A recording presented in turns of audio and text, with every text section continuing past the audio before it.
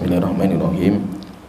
Innal hamdalillah nahmaduhu wa nasta'inuhu wa nastaghfiruh wa na'udzu billahi min syururi anfusina wa min sayyiati a'malina may yahdihillahu fala mudilla lahu wa may yudlil fala hadiya lahu wa asyhadu an la ilaha illallah wahdahu la syarika lahu wa asyhadu anna Muhammadan abduhu wa rasuluh amma ba'du. Kita melanjutkan Arba'in An-Nawawiyah yang ditambahkan oleh Imam Ibn Rajab Al-Hambali. Dan telah kita sebutkan bahwa Al-Imam An-Nawawi rahimahullah ta'ala itu mengumpulkan di dalam kitab Arba'in 42 hadis, sehingga dinamakan dengan Arba'in 40-an. Kemudian setelah itu ditambahi oleh Imam Ibn Rajab hadis-hadis yang terluputkan oleh Imam Nawawi, yaitu masalah-masalah hadis yang penting yang merupakan pondasi agama tetapi diluputkan oleh Imam Nawawi. Kita masuk di hadis yang ke-43. Ini berarti tambahan dari Imam Ibn Rajab Al-Hambali, yaitu kata Imam Ibn Rajab Al-Hambali rahimahullah ta'ala, beliau berkata, An Ibn Abbas radhiyallahu anhuma qala Rasulullah sallallahu alaihi wasallam. Dari Abdullah bin Abbas radhiyallahu anhuma berkata, Rasulullah sallallahu alaihi wasallam beliau bersabda, Alhiqu al-fara'idha bi ahliha. Berikan bagian warisan kepada orang-orang yang berhak mendapatkan. Fama abaqatil fara'idu fali aula rajulin dzakarin. Jika tersisa, kalau warisan itu tersisa, maka berikan kepada laki-laki yang paling dekat kepada si mayit. Kharrajahul Bukhari wa Muslim. Hadis ini dikeluarkan oleh Imam Bukhari dan Imam Muslim. Ini hadis ini disebutkan oleh Imam Rajab di kitab Arba'in karena ini hadis berkaitan yaitu berkaitan sangat penting, berkaitan masalah warisan, dan warisan itu berkaitan masalah harta, sehingga ini merupakan pondasi paling penting berkaitan masalah warisan. Intinya kalau kita perhatikan dalam hadis ini secara ringkas, Rasulullah SAW itu beliau telah memberikan kaidah tentang pembagian warisan, bagaimana warisan itu dibagi. Maka Rasulullah mengatakan warisan itu berikan kepada orang yang sudah mendapatkan bagian dari Allah Ta'ala. Jadi yang Allah bagi, Allah itu membagi di dalam Al-Quran itu siapa saja, ini berdapat berapa persen, ini berapa persen, ini berapa persen. Sisanya maka nanti diberikan kepada laki-laki yang paling dekat dengan si mayit. Itu metode pembagian, itu penting sekali. Nanti kita akan sebutkan sedikit gambaran bagaimana pembagian warisan itu kayak apa. Jadi warisan itu adalah harta peninggalan si mayit yang diberikan kepada orang lain. Dan siapa yang memberikan itu? Yang memberikan Allah Ta'ala. Ketika Allah yang membagi, jadi hartanya si mayit itu yang bagi Allah Ta'ala, bukan kita. Itu nanti yang membagi Allah Ta'ala, sehingga sering dinamakan dengan faraid. Ilmu warisan itu sering dinamakan dengan ilmu faraid. Faraid itu karena Allah yang membagi. Nanti akan kita sebutkan ayatnya, bagaimana Allah itu membagi secara detail. Nah, jadi intinya itu ketika seseorang itu meninggal, ada orang dia meninggal dunia, dia memiliki harta, maka harta yang dia tinggalkan itu nanti alokasinya untuk 5 macam. Jadi alokasi harta yang dia tinggalkan itu untuk 5 perkara, itu secara tartib. Jadi 5 perkara itu tartib satu persatu.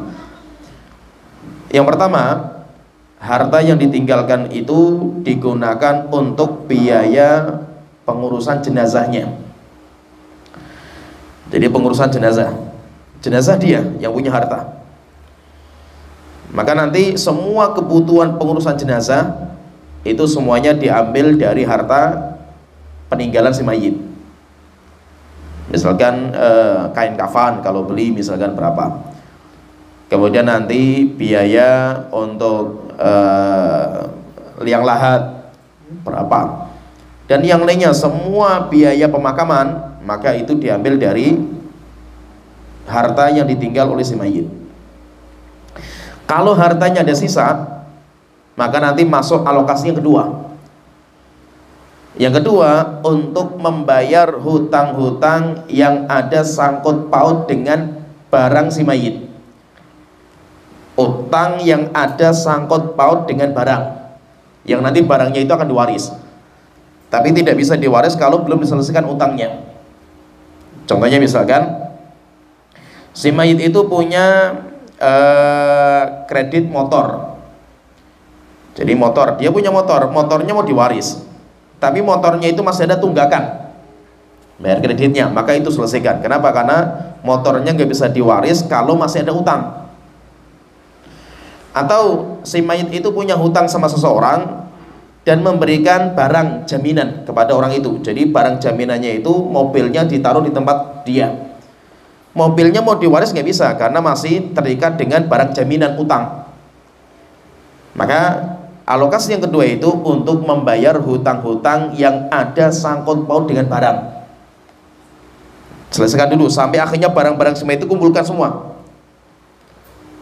Nanti kalau masih ada sisa, yaitu bayar utang yang ada sangkut paut dengan barang masih ada sisa, maka masuk alokasi yang ketiga.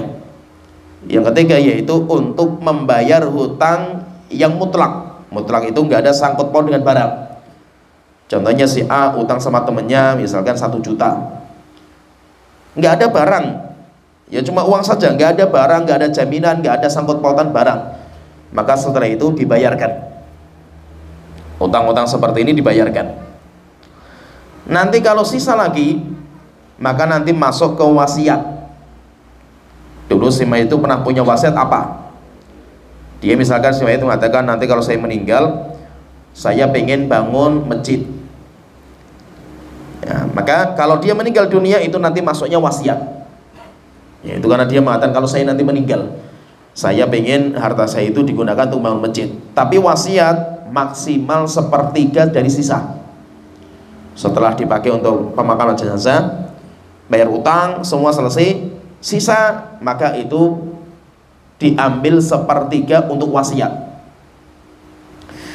Kalau wasiatnya itu lebih besar dari 1/3, maka nanti minta izin sama ahli waris. Ahli waris itu mengizinkan atau tidak. Misalkan gini, ada orang dia itu berwasiat, nanti kalau saya meninggal, saya pengen harta saya digunakan untuk bangun masjid. Ketika meninggal, rupanya biaya untuk membangun masjid itu 500 juta misalnya. Harta yang dia tinggalkan setelah digunakan untuk bayar utang, pemakaman jenazah, itu masih sisa 1 miliar. Sisanya 1 miliar, dia masih uangnya itu sisanya 1 miliar setelah bayar utang selesai semua lah. 1 miliar itu dari mana? Dari rumah yang itu masih belum dijual, dihitung-hitung sekitar misalnya 500. Kemudian dia punya mobil, dihitung-hitung sekitar 150. Kemudian dia punya sawah, punya ini dihitung semua. Sama uang kontan yang di bank itu sisanya kira-kira 1 miliar. Nah, 1 miliar lah. 1 miliar dia wasiatnya bangun masjid, rupanya dihitung-hitung 500 juta. Berarti biaya bangun masjid sudah 50%. Ya, biaya 50% dari harta sisanya itu. Maka tidak bisa. Wasiat tidak bisa sampai segitu. Maka yang diambil berapa? Yang diambil 1/3. Berarti dari 1 miliar ambil 1/3, 330-an, lebih sedikit. Itu diambil untuk bangun masjid. Ini wakaf dari atau wasiat dari bapak saya ini. Kurang, kalau cuma segini kurang, nggak bisa untuk 1 masjid karena harus 500 juta itu. Maka kekurangannya dipanggil semua ahli waris. Satu persatu ditanya, ini bapak kamu dulu pernah berwasiat untuk bangun masjid, tapi rupanya biaya bangun masjid 500 juta. Wasiatnya cuma 1/3, masih ada kekurangan 100 lebih lah, 170-an. Terus bagaimana, kamu setuju nggak kalau seandainya harta waris itu diambil untuk ini, sisanya itu? Kalau semuanya setuju, diambil. Berarti 50% dipakai untuk membangun masjid. Kalau ada satu yang nggak setuju, satu saja nggak setuju dari ahli warisnya, maka tidak boleh. Berarti hanya sepertiga dari warisan, sepertiga dari hartanya si mayit. Berarti dia hanya bisa memberikan sodakoh untuk masjid sepertiga dari hartanya, tidak bisa lebih dari itu. Kenapa? Karena ada satu ahli waris yang tidak setuju. Ya paham ya, ini namanya wasiat. Wasiat itu banyak, apa saja. Yang penting apa? Wasiat jangan dilakukan untuk si ahli waris. Jadi gini maksudnya, nanti bedanya antara wasiat dan warisan itu, kalau wasiat itu untuk non ahli waris, siapa saja, yang penting dia bukan ahli waris, boleh mendapatkan dari jalur wasiat. Nanti setelah selesai, maksudnya kalau setelah wasiat, nah itu baru, setelah itu baru jatuh yang kelima, alokasi yang kelima itu baru jatuh ke ahli waris. Nah berarti ini ada namanya harta wasiat, ada namanya harta warisan. Bedanya kalau ahli waris itu Allah yang menetapkan, sehingga bukan kita lagi. Kita nggak bisa ngatur harta kita, nggak bisa. Kita misalkan kita sekarang bekerja, kita ngumpulkan duit dan yang lainnya itu, selama kita masih hidup, maka harta itu 100% milik kita. Bebas, antum mau apa terserah antum lah, itu harta antum kan itu. Tapi kalau saya yang meninggal dunia, saya hanya punya hak dari harta saya itu cuma sepertiga. Selain itu nggak boleh. Maka kita nggak boleh bagi, nggak bisa. Ahli waris nanti Allah ada sendiri orang-orangnya. Maka wasiat itu siapa? Wasiat itu untuk non ahli waris. Nanti banyak non ahli waris itu, banyak sekali itu yang nanti masuk ke dalam kaidah namanya dzawil qurbah, karib kerabat, termasuk juga wakaf dan yang itu masuk ke situ semua. Contohnya misalkan, saya contohkan misalkan yang bukan ahli waris, paman dari saudaranya ibu saya. Jadi kan sebenarnya saudaranya bapak, saudaranya ibu. Saudaranya bapak ya namanya paman bibi, saudaranya ibu ya paman bibi. Ini masalahnya di bahasa Indonesia keliru sebenarnya itu. Itu beda, nanti hukumnya beda itu. Nah itu kalau dalam bahasa Arab itu saudaranya bapak namanya am, saudaranya ibu namanya khol. Itu beda namanya itu. Nah saudaranya bapak mereka termasuk ahli waris. Saudaranya ibu itu sama sekali bukan ahli waris sama sekali, mereka terputus semua. Makanya beda, namanya saudaranya bapak atau paman itu namanya am, saudaranya ibu paman tapi namanya khol. Cuma di kita yang keliru bahasanya itu campur. Sehingga kalau kita mengatakan misalkan saudaranya bapak kita ya namanya paman, paman kita kan. Saudaranya ibu kita namanya juga paman kita juga kan, itu sama lah, itu keliru. Karena punya hukum sendiri. Nah, misalkan gini, saya itu punya saudara ibu saya, yaitu saya punya paman lah.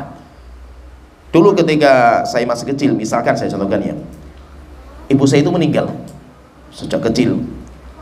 Kemudian juga bapak saya meninggal. Saya dirawat sama paman saya dari saudaranya ibu saya. Masya Allah lah, sama saya itu baik sekali, Masya Allah, merawat sampai saya itu menjadi orang sukses lah itu. Qadarullah misalkan ketika saya sudah sukses sekali itu, saya itu ya sakit-sakitan sampai akhirnya mau meninggal. Saya ingin memberikan sesuatu untuk paman saya sebelum saya meninggal. Maka saya bisa memberikan kepada paman saya dari saudaranya ibu itu dengan jalur apa? Wasiat. Saya boleh mengatakan nanti kalau saya meninggal dunia, sepertiga harta saya untuk paman saya. Kalau paman saya kodol meninggal dunia sebelum saya, maka untuk anak-anaknya. Karena anaknya bukan ahli waris saya semua itu. Itu boleh, wasiat seperti ini boleh. Tapi wasiat itu maksimal sepertiga. Lebih dari itu harus minta izin sama semua ahli waris. Sedangkan sisanya, kalau warisan itu orangnya sudah dibagi sama Allah Ta'ala. Ini dapat sekian, ini dapat sekian, ini dapat sekian. Bukan kita yang bagi, kita nggak bisa lagi. Misalkan gini, saya sebelum meninggal saya nanti mengatakan, nah nanti kalau saya meninggal kalian gak usah ribut. Nanti kalau saya meninggal dunia, anak pertama dapat rumah sana, anak kedua dapat tanah sana, anak ketiga dapat rumah ini. Saya meninggal, pembagiannya kayak apa ini? Nah kita katakan pembagiannya batal semua. Semuanya batal dan semuanya nggak dianggap. Kenapa nggak dianggap? Karena wasiat kepada ahli waris. Ya paham ya? Wasiat tidak bisa untuk ahli waris, nggak bisa, batal. Kalau orang mengatakan, loh kan bapak kita dulu wasiatnya seperti itu bukan wasiat, batal semua. Itu tidak wasiat sehingga nggak dianggap. Omongan bapak kita semuanya batal. Terus setelah itu bagaimana? Setelah itu baru pembagian waris. Maka semuanya nanti dibagi sistem waris. Warisnya mana? Allah nanti akan membagi. Anak perempuan dapat berapa, anak laki-laki berapa, istrinya dapat berapa, orang tuanya si mayit ada berapa, semuanya dapat semua. Semuanya dapat bagiannya masing-masing. Allah yang membagi. Kita nggak bisa lagi. Gimana, paham tergambar ya? Jadi ada namanya wasiat, ada namanya warisan. Itu tidak bisa bersama, bergabung nggak bisa. Kalau ada orang dapat dari wasiat, tidak bisa mendapatkan lagi dari warisan. Kalau orang mendapatkan dari warisan, nggak bisa mendapatkan lagi dari wasiat.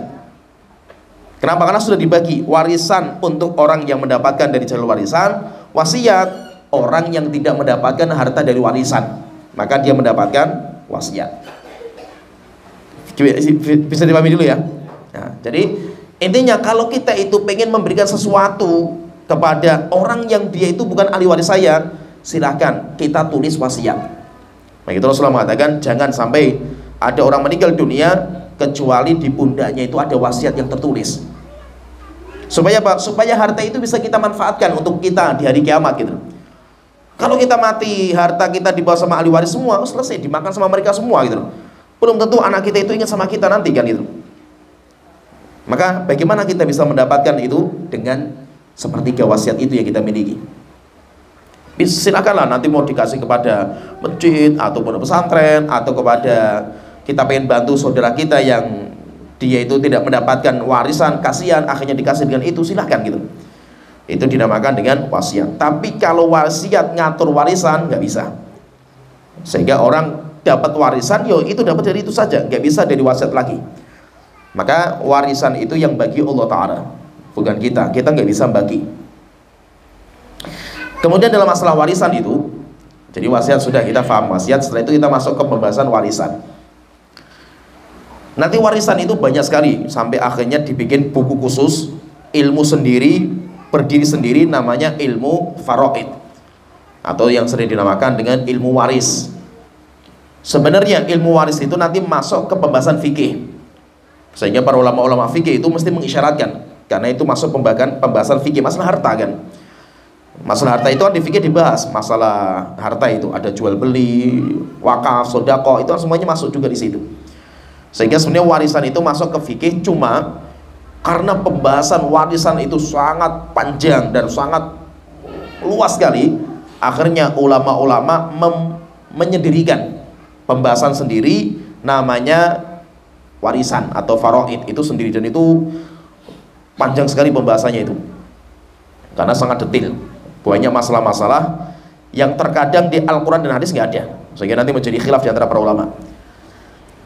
Nah, jadi sekarang kita sedikit bicara tentang warisan. Warisan itu apa? Itu syarat-syaratnya apa? Jadi warisan itu, untuk mendapatkan warisan, jadi syarat, bagaimana syarat supaya orang itu bisa mendapatkan warisan? Maka syarat mendapatkan warisan itu dengan satu dari 3 jalur. Jalurnya dari mana dia itu mendapatkan warisan itu, dari mana jalurnya itu? Yang pertama, jalur yang pertama itu jalur nasab.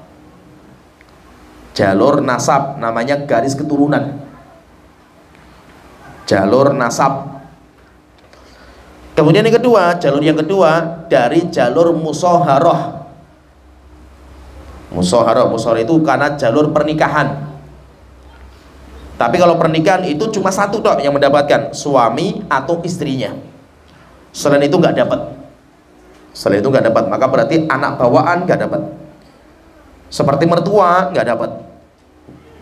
Kenapa? Karena dia itu bisa mendapatkan istri atau suami, bisa mendapatkan warisan dari jalur pernikahan, dan pernikahan itu yang mendapatkan cuma suaminya atau istrinya, selain itu nggak ada yang dapat.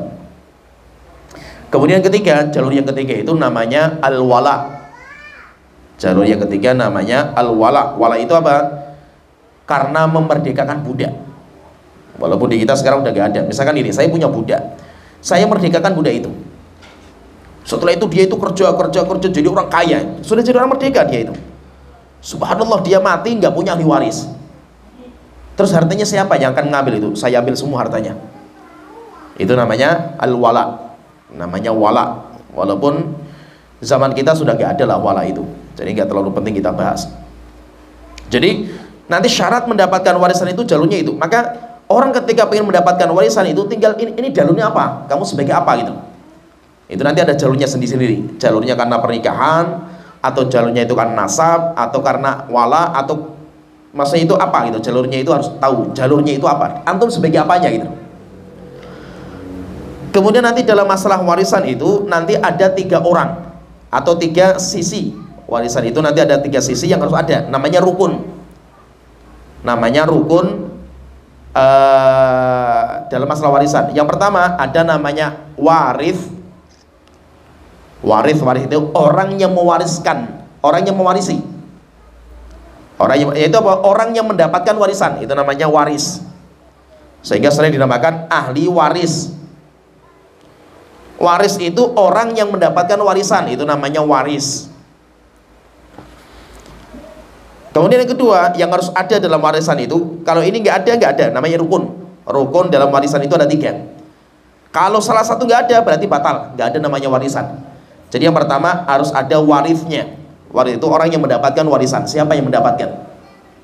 Yang tadi jalurnya dari 3 yang kita sebutkan. Kemudian yang kedua ada muwarisnya. Muwaris itu orang yang mati yang memberikan warisan kepada si ahli waris. Jadi ada muwaris, ada waris, kemudian ada muwaris, kemudian yang ketiga ada mirath, harta yang bisa diwariskan. Jadi ada harta yang bisa diwariskan. Nah nanti kata para ulama, rukun ini itu ada syaratnya masing-masing. Syaratnya apa? Orang yang muwaris itu tadi siapa muwaris? Yang mati. Orang yang mati. Syaratnya apa? Dia harus ketahuan mati sebelum waris. Jadi dia itu harus mati, ketahuan dia itu sudah meninggal dulu sebelum ahli warisnya. Ini syaratnya. Baru dinamakan dia itu muwaris. Sedangkan ahli waris syaratnya apa? Dia harus hidup sebelum kematian muwarisnya, walaupun 1 detik, 2 detik, 1 menit, 2 menit. Faham tergambar ya? Faham ya?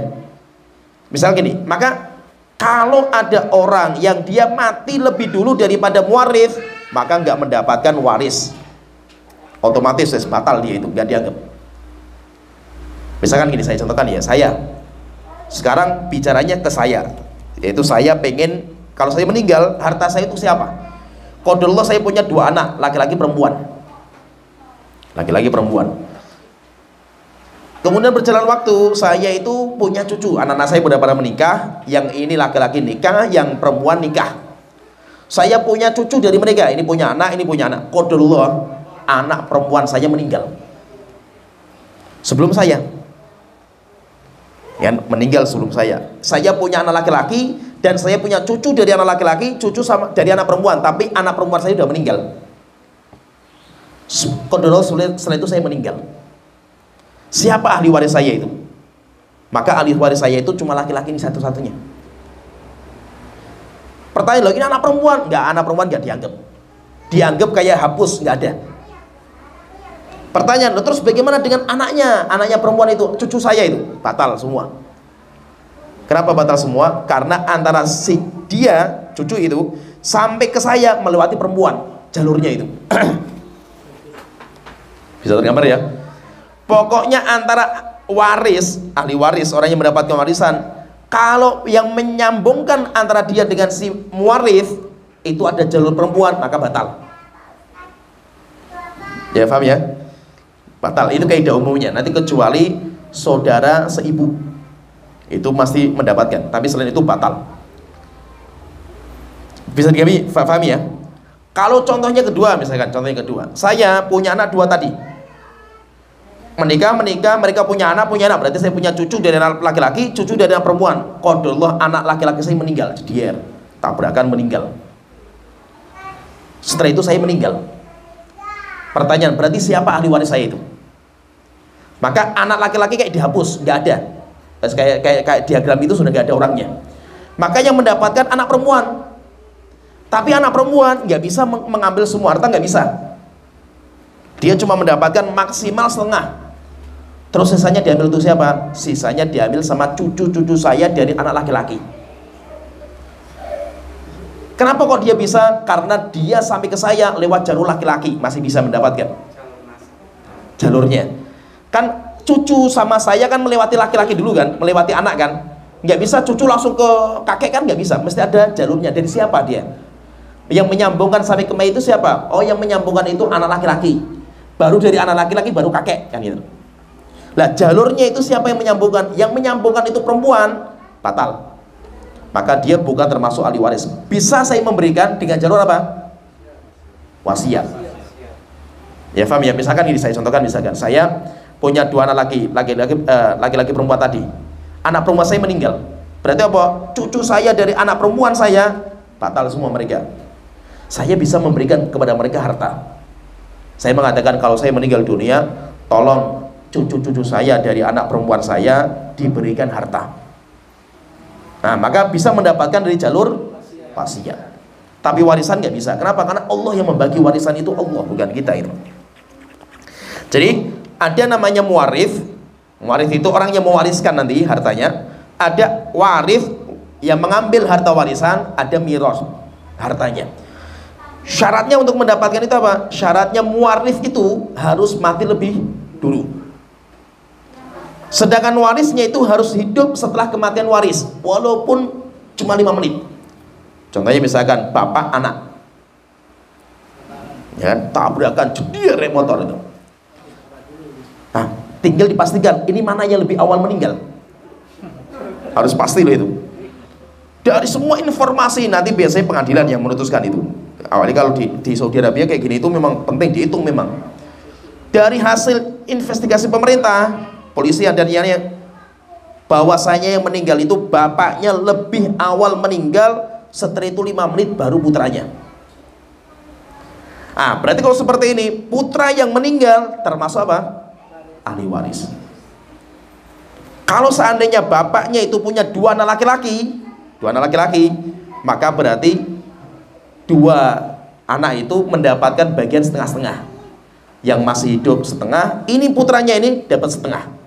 Tapi kan dia meninggal. Terus siapa? Dia nanti juga punya ahli waris. Ahli waris dia apa? Mungkin dia punya istri atau dia punya anak. Kalau dia tidak punya anak, dia kan punya saudara kandung. Berarti apa? Berarti dibagi nanti. Dia punya ibu, ibunya dapat juga. Jadi misalkan ini, ibu misalkan, tadi bapaknya meninggal, jedier.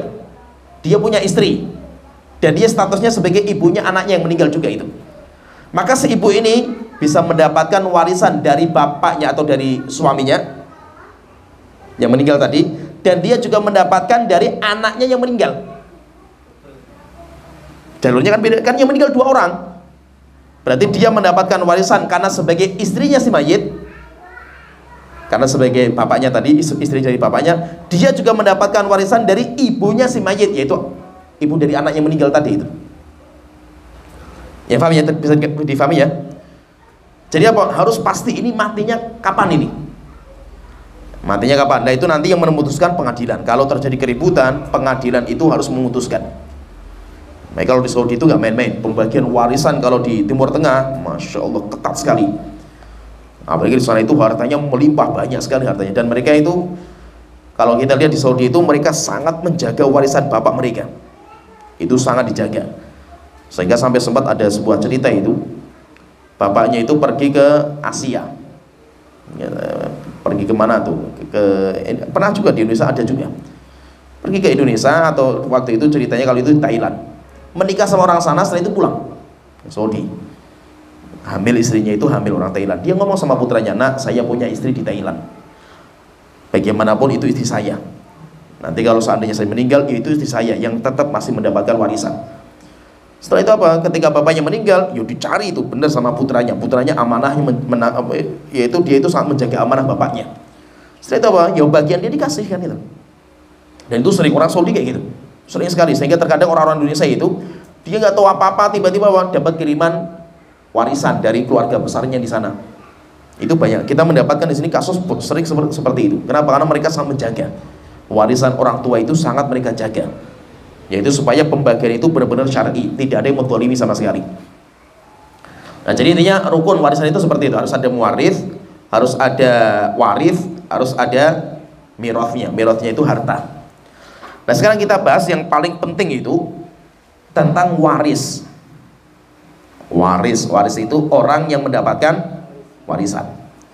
Tadi orang yang mendapatkan warisan itu jalurnya ada 3. Jalurnya ada 3. Dia sebagai nasab, atau sebagai musyawarah pernikahan, atau sebagai wala. Wala kita nggak usah bahas karena nggak ada di kita. Ya kan, kita adalah yang paling penting bagi kita itu adalah nasab, garis keturunan. Nah, nasab itu, garis keturunan itu nanti terbagi menjadi 3.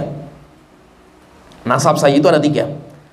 Nasab saya itu ada 3. Yang pertama dinamakan usul. Dinamakan usul. Apa itu usul? Usul itu orang yang menjadi sebab adanya saya.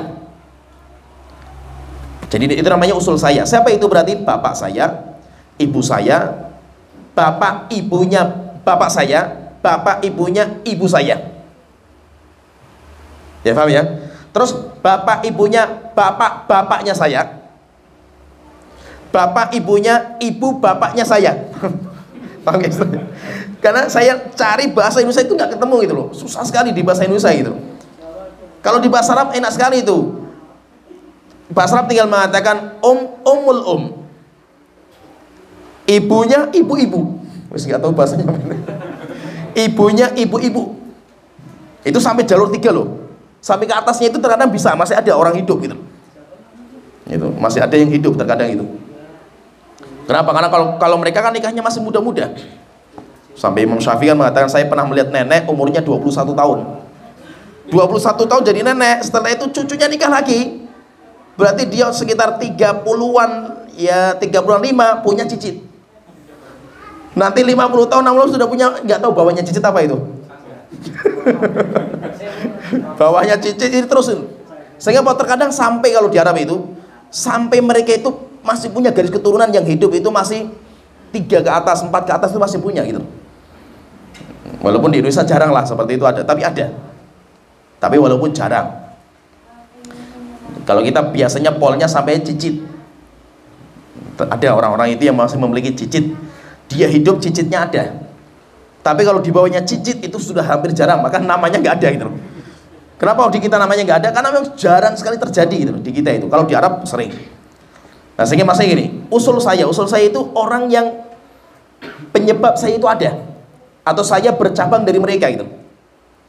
Berarti apa? Bapak saya jalurnya 2. Nanti dari bapak bercabang lagi. Bapaknya bapak saya, ibunya bapak saya. Nanti bapaknya bapak saya cabang lagi terus ke atas terus. Nah, itu namanya usul-usul saya. Ya, paham ya, tergambar ya? Itu namanya usul. Kemudian yang kedua, ada namanya furu'. Ada namanya furu'. Furu' itu siapa? Orang yang ada karena sebab saya. Turunan, berarti turunan saya. Berarti siapa? Anak saya, cucu saya, cicit saya.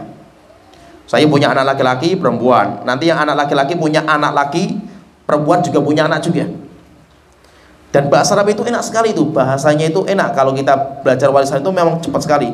Contohnya misalkan, cucu dari anak laki-laki, ibnul ibn. Anak laki-laki dari anak laki-laki kita.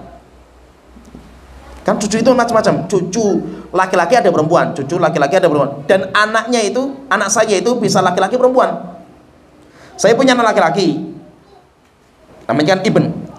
Anak laki-laki saya punya anak laki-laki dan perempuan. Saya punya laki-laki, anak laki-laki, perempuan, semuanya punya cucu semua, laki-laki perempuan semua. Namanya apa lah? Itu terkadang membingungkan di kita itu namanya itu. Kalau di Arab enak, ibn.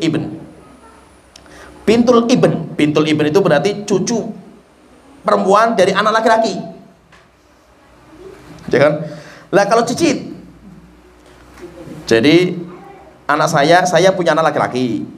Anak laki-laki saya punya 2, laki-laki perempuan. Ya kan? Terus yang laki-laki cucu saya punya anak laki 2. Bahasanya apa itu? Cicit dari anak laki-laki yang laki-lakinya gitu. Saya itu sampai saya itu terjemahkan bingung terkadang kalau nulis warisan itu. Ini terjemahnya apa? Ini kayak gini kan itu. Bingung terjemahkannya itu. Kenapa? Bahasa kita itu jelimet. Kalau bahasa Arab mudah sekali itu. Ibn. Bintul ibn. Kalau bintul ibn berarti cicit perempuan, bapaknya laki-laki, bapaknya laki-laki bisa. Ya, bisa tergambar maksudnya ya. Nah, jadi maksudnya itu apa? Seseorang yang di bawahnya saya ada karena dasarnya saya, itu namanya furu saya. Itu namanya furu. Kemudian yang ketiga, nasab yang ketiga itu namanya hawashi. Hawashi itu siapa? Furu'nya usul saya yang bukan dari saya. Itu istilahnya. Furu'nya usul saya yang bukan dari jalur saya. Furu'nya usul. Contohnya gini. Saya punya bapak. Siapa hawashi saya itu? Anaknya bapak saya bukan saya. Berarti siapa itu? Bingung semuanya. Hawashi itu yang ke samping. Kalau usul kan ke atas saya, furu ke bawah saya, ini ke samping. Ke samping itu maksudnya apa? Anaknya usul, tapi yang bukan dari jalur garis ini. Berarti apa? Misalkan anaknya bapak saya, anaknya ibu saya, yang bukan saya. Berarti siapa? Saudara dan saudari. Ya paham ya? Itu namanya semuanya hawashi saya. Nanti ada saudara kandung, saudari kandung, ada saudara sebapak, ada saudara seibu. Ya paham ya, tergambar ya. Ini nanti masalah warisan beda semua itu, bagiannya masing-masing. Kemudian furu'nya kakek, nenek. Berarti siapanya saya? Furu'nya kakek dan nenek. Kalau berarti kan furu'nya bapak dan ibu. Kalau naik lagi tingkatan kedua lagi, berarti furu'nya kakek dan nenek saya. Namanya siapa? Paman. Nanti paman itu ada paman kandung, paman sebapak, paman seibu. Maksud paman kandung itu apa? Paman kandung itu ya saudaranya kandung bapak saya. Itu namanya paman kandungnya saya. Bisa dipahami nggak? Paham nggak ini? Kan? Contoh lagi misalkan furu'nya bapaknya kakek saya gitu. Buyut. Namanya apa di kita? Simbah. Padahal itu bukan simbah kita itu. Sering kita manggil apa? Simbah kita, padahal itu bukan simbah, itu jalurnya beda lagi itu. Itu sudah bukan kakek kita gitu. Itu namanya paman. Itu namanya di atasnya kita semuanya namanya paman semua gitu. Yang penting bukan dari usulnya saya itu. Ya terima paham ya? Jadi nasab itu nanti terbagi menjadi 3 ini. Nasab itu ada yang usul saya, ada yang furu' saya, ada yang hawashi saya. Yang paling kuat itu adalah furu'. Furu' itu paling kuat. Jadi kalau saya meninggal dunia, yang paling kuat itu ya furu' saya. Setelah furu' baru usulnya saya. Setelah itu baru hawashi saya. Maka usul anak itu tidak mungkin terhapus dalam masalah warisan. Furu' saya tadi, usul saya, bapak ibu pasti harus mendapatkan warisan walaupun sedikit, nggak sebanyak anak. Tapi kalau hawashi bisa dapat, bisa tidak. Hawashi batal semuanya kalau saya punya anak laki-laki. Saya punya anak laki 1, batal semua, hawashi nggak ada yang dapat. Dibatalkan semuanya sama anak saya. Tapi kalau bapak saya, ibu saya mendapatkan tetap. Dapatnya berapa? Kalau saya punya anak, dapatnya cuma 1/6 dan 1/6. Bapak saya 1/6, ibu saya 1/6. Tidak bisa lebih dari itu. Kenapa? Karena anak lebih kuat. Kalau anak saya 1, saya misalkan punya anak 1 laki-laki, saya meninggal dunia, Saya cuma punya anak satu, istrinya sudah nggak ada misalkan, kemudian saya punya bapak ibu, maka bapak saya dapat 1/6, ibu saya 1/6, sisanya diambil semuanya sama anak laki-laki saya. Jadi dia yang paling banyak, anak itu mesti paling banyak. Sedangkan usul mesti dapat usul itu, tetapi dapatnya nggak sebanyak anak. Kalau hawashi bisa dapat bisa enggak, tergantung nanti kondisinya kayak apa. Bisa dipahami ya, paham ya? Nanti kalau prakteknya, gimana pembagian prakteknya? Kita harus belajar lama. Ini kan cuma selentingan tok lah ini itu. Maksudnya tentang warisan itu kayak gitu kan. Kalau mau belajar lebih detailnya ya kita harus belajar khusus, namanya kitab namanya Faraid, itu ada sendiri. Ya jadi itu. Jadi intinya ada namanya nasab, ada namanya musyawarah. Kalau musyawarah itu pernikahan. Standarnya apa masalah pernikahan itu? Yang penting akad selesai, maka itu termasuk ahli waris. Masalah pernikahan itu yang penting akad. Misalkan gini, kita nikah sama janda kaya raya. Ada seorang janda kaya raya itu, akad mati jandanya itu, alhamdulillah kan gitu. Dapat semua, wah hartanya banyak sekali kan itu, masya Allah kan gitu. Baru akad dok belum dapat apa-apa masa itu, tapi sudah dapat duitnya saya itu. Akad kopil tuh mati orang itu ya selesai, saya dapat sekedar kopil tuh itu saya itu sudah menjadi suami istri. Maka berarti apa? Dia nanti bisa mendapatkan warisan. Nah, jadi seperti itu. Jadi intinya ya bisa mendapatkan warisan itu karena jalur nasab, yang paling banyak nasab, kemudian atau musyawarah, atau yang ketiga karena wala, tapi wala nggak ada. Kemudian intinya gini, sedikit saya selendingkan sedikit ya Mas, biar nanti sebelum kita baca di ayat ini, saya ingin baca ke ayat, tapi sebelum itu masih punya gambaran sedikit lah masalah ilmu waris itu apa. Kemudian nanti pembagian warisan. Jadi pembagian warisan itu sistemnya apa? Nanti sistemnya itu ada dua. Sistem pembagian warisan itu ada dua. Yang pertama, ada yang dinamakan dengan ahlul furud, ashabul furud. Itu yang tadi kita sebutkan itu dalam hadis itu. Dinamakan dengan ahlul furud atau ashabul furud. Itu siapa? Orang-orang yang bagiannya itu sudah pasti. Ini dapat setengah, ini dapat sepertiga, ini dapat sekian. Kalau syaratnya ini, syaratnya ini. Jadi bagiannya itu jelas. Namanya ashabul furud. Nanti akan kita sebutkan di ayat, akan sebutkan. Nanti tergambar gitu ya. Kemudian yang kedua ada namanya ashabut ta'sib. Apa itu ashabut ta'sib? Dia bagiannya nggak jelas. Dia ngambil semua harta kalau nggak ada ashabul furud. Kalau ada ashabul furud, dia ngambil sisanya. Itu namanya ashabut ta'sib. Kalau ashabul furud nggak bisa ngambil semua harta. Tergambar masih yang penting paham dulu sedikit walaupun sedikit. Contohnya gini. Saya punya anak laki-laki. Anak laki-laki itu termasuk ashabut ta'sib. Maksudnya apa ashabut ta'sib itu? Dia ngambil semua kalau nggak ada ashabul furud saya itu. Kalau dulu misalkan saya nggak punya keluarga, semuanya sudah meninggal kecuali anak saya satu laki-laki, itu tok ya masih hidup. Saya meninggal dunia, anak laki-laki ngambil semua harta saya.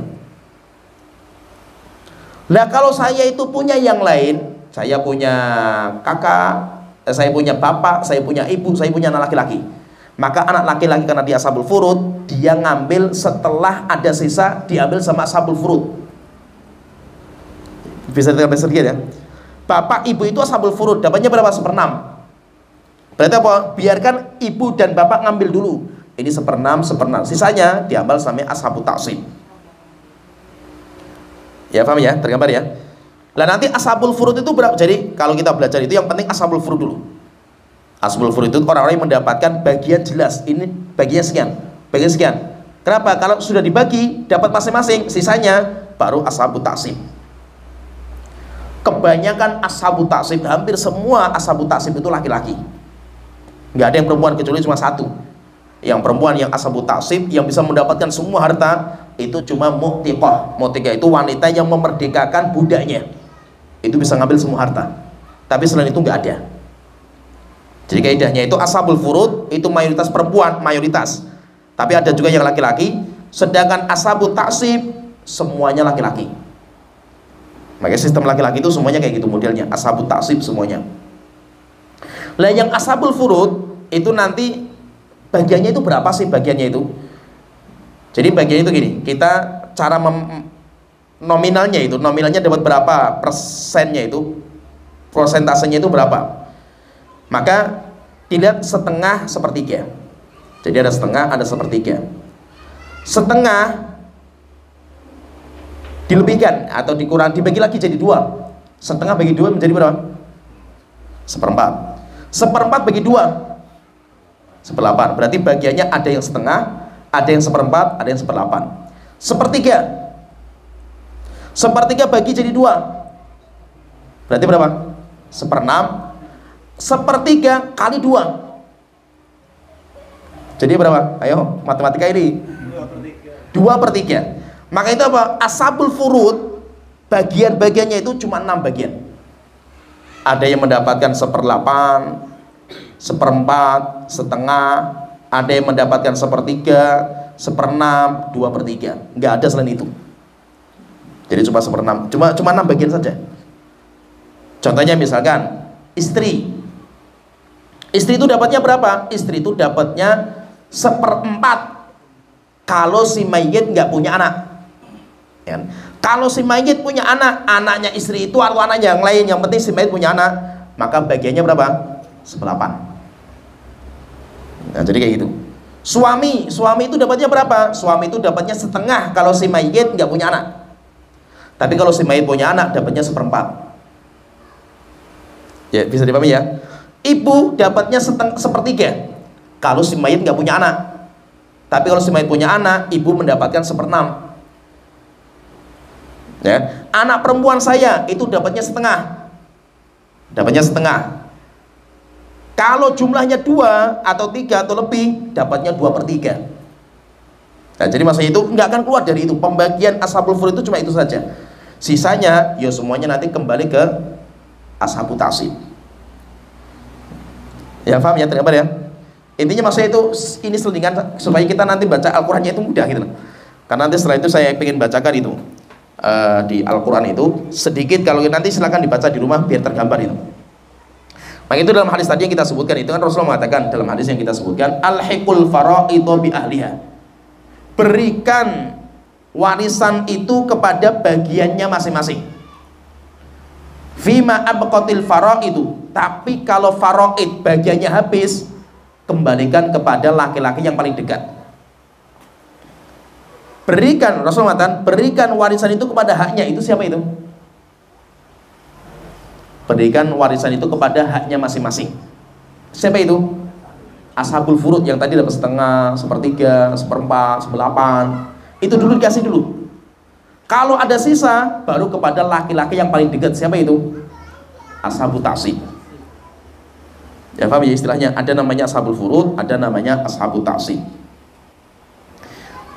Sekarang kita baca ayatnya biar kita tergambar sedikit. Dari situ nanti kita akan tergambar. Allah Ta'ala berfirman di dalam surat An-Nisa yang paling banyak bicara masalah warisan itu nanti di surat An-Nisa itu banyak sekali pembahasannya, rinci di surat An-Nisa. Allah Ta'ala berfirman, lirrijali nasibum mimma tarakal walidani wal aqrabun.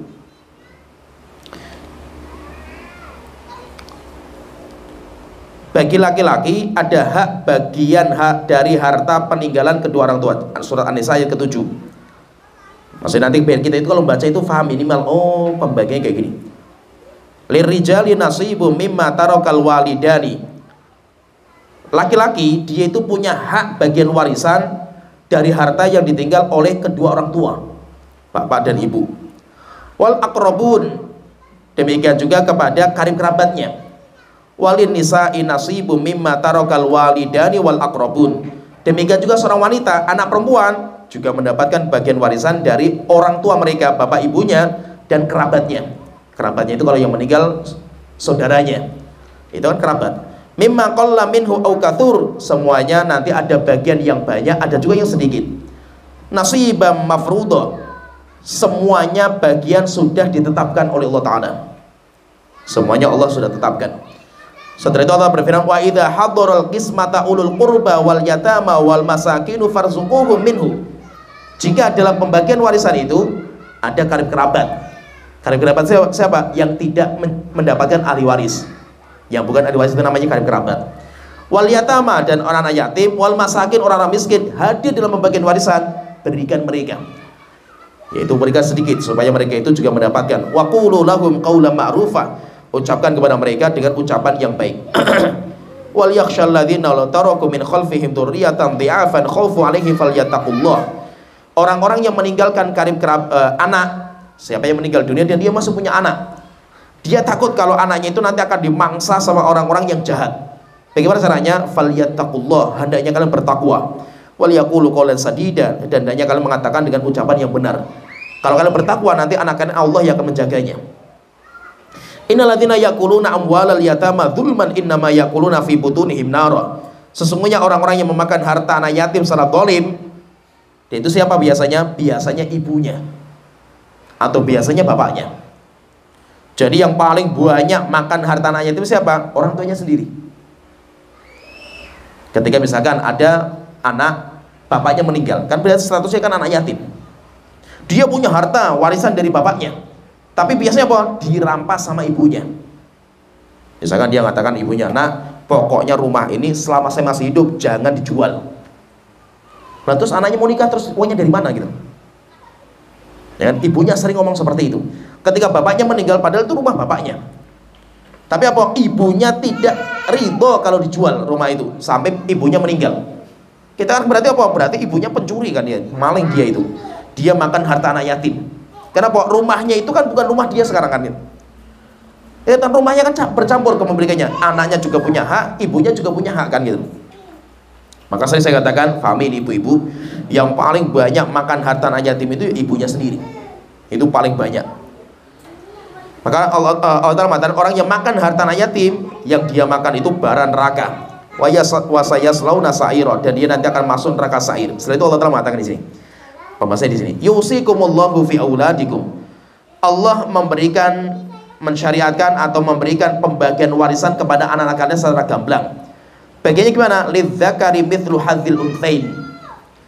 Laki-laki dan perempuan yang satu jenis itu anak, statusnya anak. Anak laki-laki, anak perempuan, itu satu jenis. Berarti kalau anak laki-laki perempuan bersatu, maka laki-laki dapat 2 bagian, perempuan dapat 1 bagian. Ya paham ya? Jadi anak perempuan sekarang menjadi ashabut ta'sib karena ada laki-laki, ada saudaranya.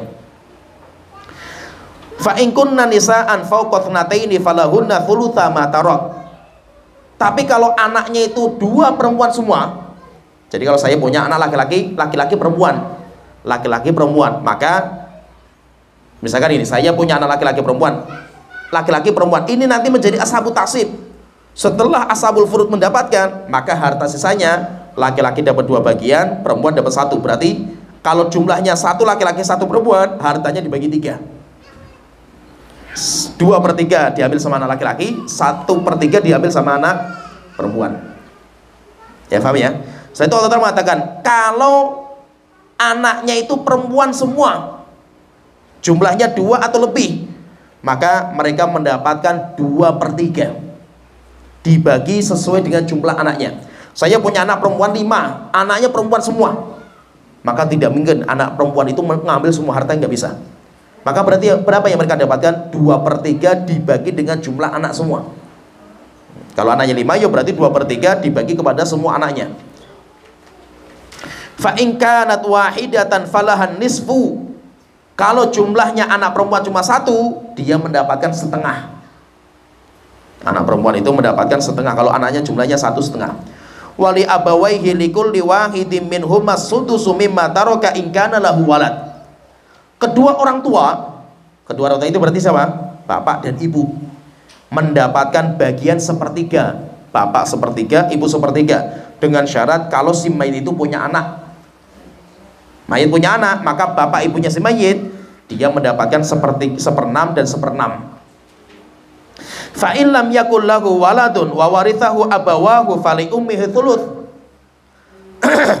Kalau orang itu meninggal, dia nggak punya anak, tapi dia punya ibu, maka ibunya itu mendapatkan 1/3. Ya paham ya? Berarti bagian ibu itu apa? Ibu itu mendapatkan 1/3 kalau si mayit tidak punya anak. Ibu mendapatkan 1/6 kalau si mayit punya anak. Fa in kana lahu ikhwatun fali ummihi sudus. Tapi kalau si mayit itu punya saudara banyak, saudara-saudaranya banyak, maka ibunya mendapatkan 1/6.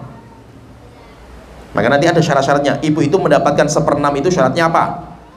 Syaratnya nanti ada 2. Kalau si mayit tidak punya anak, yang kedua, kalau si mayit itu tidak memiliki saudara. Maka dia kalau punya anak atau punya saudara dapat 1/6. Kalau tidak ada anak, tidak punya saudara, maka si ibu itu mendapatkan 1/3. Itu syaratnya seperti itu. Fa in kana lahu ikhwatun fali ummihi sudus min ba'di wasiyati yusi biha audain aba'ukum wa abna'ukum la tadruna ayyuhum aqrabu lakum naf'a faridatan minallah. Itu semuanya faridah, kewajiban dari Allah Ta'ala yang Allah wajibkan pembagian seperti itu. Innallaha kana aliman hakima. Setelah itu Allah Ta'ala mengatakan, kalau tadi masalah nasab, kalau ini bicara tentang musyawarah pernikahan. Walakum nisfu ma taraka azwajukum illam yakul lahunna walad. Kalian wahai laki-laki, kalau istri kalian meninggal dunia, kalian mendapatkan setengah dari bagian harta si istri jika istri tidak memiliki anak. Fa in kana lahunna waladun falakumur rubu'u mimma tarakun. Kalau istri itu punya anak, maka kalian mendapatkan 1/4. Mimbati wasiyati yusi biha audain, tapi itu setelah ditunaikan wasiat dan setelah ditunaikan utang. Jadi kan pembagian tadi, setelah utang dan wasiat selesai, sisanya baru warisan. Walahunna rubu'u mimma taraktum illam yakul lakum walad. Dan istri kalian mendapatkan 1/4 dari harta kalian jika suaminya tidak memiliki anak. Fa in kana lakum waladun falahunna thumunu mimma taraktum. Kalau si mayit itu punya anak, maka istrinya mendapatkan 1/8. Pertanyaanlah, kalau istrinya banyak, istrinya 4 misalkan, terus berapa? Maka 4 1/8 bagi 4 orang. Kalau orang mengatakan, ini ada istri yang lama, ada istri yang muda, dapatnya berapa? Sama. Jadi istri lama muda itu nggak ada pengaruhnya, sama, bagiannya 1/8 bagi bersama.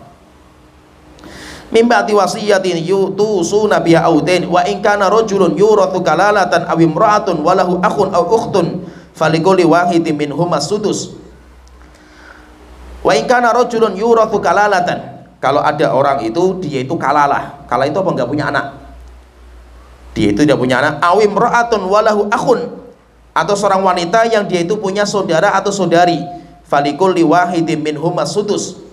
Maka nanti saudaranya itu, saudarinya itu mendapatkan 1/6.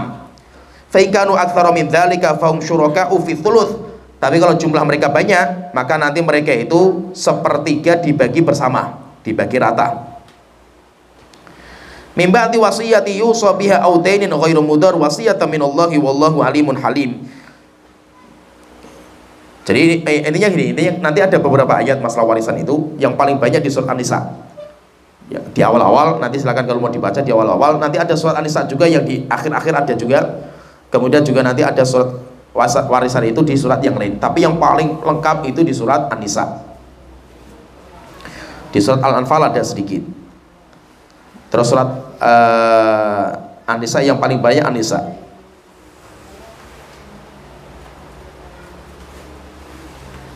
So di sini pembahasan kita berbicara sedikit masalah warisan. Intinya gini, intinya kita sebutkan di sini itu intinya pembahasan warisan itu panjang. Pembahasan warisan itu panjang dan alhamdulillah agama kita itu detail sekali membahas masalah ini. Sehingga kalau kita itu ada keluarga kita yang meninggal, pembagiannya harus sesuai syariat. Kalau pembagian tidak sesuai syariat, maka urusannya sampai hari kiamat. Karena itu semuanya kedzaliman. Itu semuanya kedzaliman. Maka bahaya ketika warisan itu tidak dibagi sesuai syariat, itu bahaya. Kenapa? Karena itu termasuk mencuri harta yang bukan bagian kita. Maka nanti urusannya sampai hari kiamat. Terus bagaimana caranya? Kalau ada orang meninggal dunia, ya kita bagi sesuai dengan hukum syariat. Cuma memang ilmu berkaitan masalah warisan itu adalah ilmu pertama kali yang dicabut. Ada sebuah athar seperti itu. Ilmu pertama kali yang dicabut itu warisan. Sehingga nanti orang itu sudah nggak tahu namanya warisan itu kayak apa. Saya pun seperti itu. Saya belajar di Indonesia nggak pernah belajar warisan. Saya cari di Indonesia itu nggak dapat waktu itu. Saya baru ketemunya di Yaman. Baru di sana itu belajar warisan itu di sana. Baru tergambar, oh warisan itu seperti ini. Di Indonesia nggak bisa. nggak dapat saya waktu itu. Di Yaman pun saya belajar itu berkali-kali karena nggak tergambar sama sekali di kita itu. Budaya kita nggak seperti itu, sehingga nggak tergambar sama sekali itu. Sehingga kita belajar itu sampai berkitab-kitab kita itu warisan, sampai akhirnya tergambar, oh warisan itu seperti ini, paham. Kenapa? Karena memang kayak sesuatu ilmu baru, sama sekali baru lah di kita itu warisan itu. Nggak pernah, kita itu nggak pernah tahu sama sekali. Kenapa? Pembagian di kita tidak sesuai dengan syariat. Sehingga bahwa kita nggak tahu usul itu apa, furu apa, selamin hawashi itu apa, ashabul furud itu apa, taksib itu apa, nggak pernah tahu kita itu. Kenapa? Karena pembagian warisan di kita nggak sesuai syariat. Ya, kalau di Yaman itu sudah biasa, mereka sudah pada kenal namanya ashabul furud, taksib itu mereka udah tahu sejak kecil, karena budaya mereka seperti itu. Tapi kalau kita kan nggak, kita belajar warisan itu mumet kita itu. Kenapa? Nggak tergambar sama sekali di kita itu. Akhirnya baru kita belajar itu, yo awalnya pusing, kita nggak paham sama sekali kita belajar warisan itu apa maksudnya itu. Setelah lama kita belajar, kita pulang lagi, akhirnya baru tergambar, oh seperti ini warisan itu. Ya, so di sini pembahasan kita, jadi paham nanti kalau misalkan antum belajar warisan di sini kok mumet, jelimet, yo saya pun juga seperti dulunya itu. Yang aneh itu kalau antum belajar warisan sekali ketemuan langsung paham, itu aneh malah itu. Itu berarti aneh. Antum dari sini, oh paham saya warisan dari sampaikan sama Ustadz, itu malah yang aneh bin ajaib, itu nggak mungkin gitu. Kenapa? Karena istilahnya baru semua di antum gitu, ya kan? Antum ngafal istilahnya saja mumet gitu loh. Belum nanti kalau masa ke syarat-syaratnya ini detailnya sama itu lebih mumet lagi nanti itu. Tapi minimal apa? Minimal kita tergambar bahwa warisan itu sudah dibahas lengkap oleh ulama-ulama kita. Kita hanya belajar saja, kita kewajiban kita. Ya, so di sini wa akhiru da'wana alhamdulillahirabbil alamin sallallahu alaihi wa alihi wasallam.